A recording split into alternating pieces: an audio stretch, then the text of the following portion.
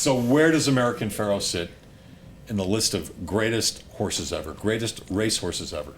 He's going to be an immortal. The same way that we talk about the Triple Crown winners, we'll be talking about American Pharoah. So Secretariat, Seattle Slew, Affirmed, American Pharoah, you can now put them all in the same sentence. Really?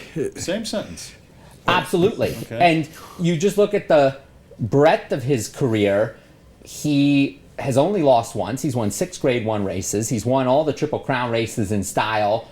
I'd like to see him race more. He is going to race And again. He's going to go off again pretty soon. he will. He'll get to race until the end of the year. At least that's what the owner and trainer plan to do. And that'll be a big thing. Not just to have him win the Triple Crown, but to see the Triple Crown winner come back with that crown and race again. I think it'd be a good idea because I assume they're going to take him maybe to a couple other spots to let people see. Let's try and get him in Arapahoe. Wouldn't that be something? Oh, Can you wangle that?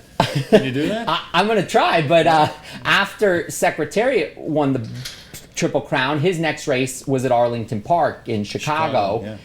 And that really put Arlington Park, which is now a very big track, on the map. Yeah. And then he also ran in Toronto. And so it's a big responsibility for the person who manages the Triple Crown, the owner, the trainer, and the jockey, to be representatives of the horse.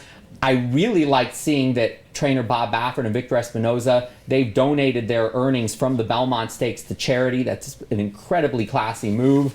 And the owner recognizes that he has a certain obligation to the sport, and so where the horse runs next, whether it be in New York at Saratoga or New Jersey at Monmouth, where the owner's from, or in California where Bob Baffert's based, everybody who is following the Triple Crown will just as likely be following what the next step is for this horse. We've got to start an urge today here. We've got to start a campaign to bring him to Arapahoe Park. I mean, that would draw a crowd of 50,000. Can you seat 50,000 at Arapahoe?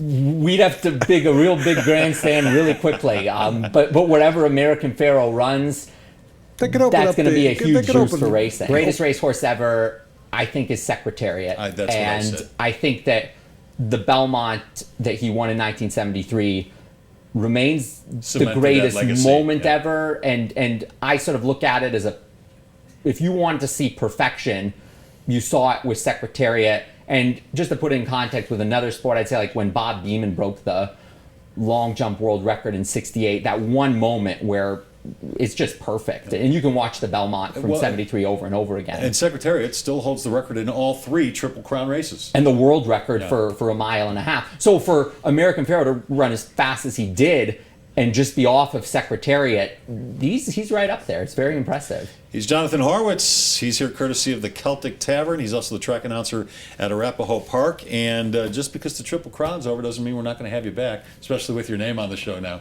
I like it. I guess we'll see you next week, all right? Sounds good. All right, I appreciate Thanks, it. man. Yeah. Jonathan Horowitz. Next time it'll be Jonathan with Woody Paige and Lester. I like how big it is. Next segment brought to you by John Elway Chevrolet, Colorado's #1 Chevrolet dealer.